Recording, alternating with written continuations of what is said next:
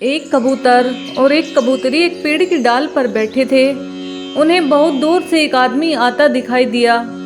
कबूतरी के मन में कुछ शंका हुई और उसने कबूतर से कहा कि चलो जल्दी उड़ चले, नहीं तो ये आदमी हमें मार डालेगा।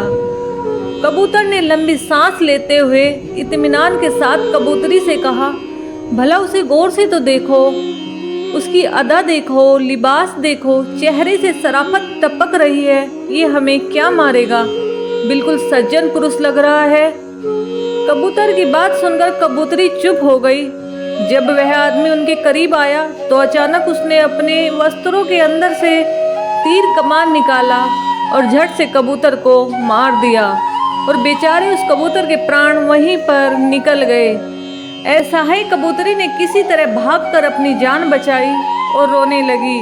उसके दुख का कोई ठिकाना न रहा और पल भर में ही उसका सारा संसार उजड़ गया। उसके बाद वह कबूतरी रोती हुई अपनी फरियाद लेकर राजा के पास गई और राजा को उसने पूरी घटना बताई। राजा बहुत दयालु इंसान था। राजा ने तुरंत अपने सैनिकों को उस शिकारी को पकड़कर लाने का आदेश दिया। तुरंत शिकारी को पकड़कर दरबार में लाया गया। शिकारी ने डर के कारण अपना जुर्म कबूल कर लिया। उसके बाद राजा ने कबूतरी को ही उस शिकारी को सजा देने का अधिकार दे दिया और उससे कहा कि तुम जो भी सजा इस शिकारी को देना चाहो दे सकती हो और तुरंत उस पर अमल किया जाएगा।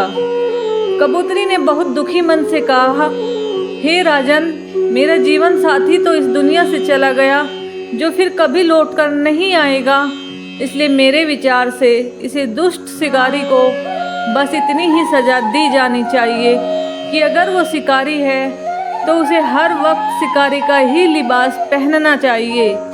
ये शराफत का लिबास वह उतार दे, क्योंकि शराफत का लिबास ओढ़कर धोखे से घिनौने कर्म करने वाले सबसे बड़े नीच होते हैं। इसलिए अपने आसपास शराफत का ढोंग करने वाले बहरूपियों से हमेशा सावधान रहे, सतर्क रहे और अपना ख्याल रखें।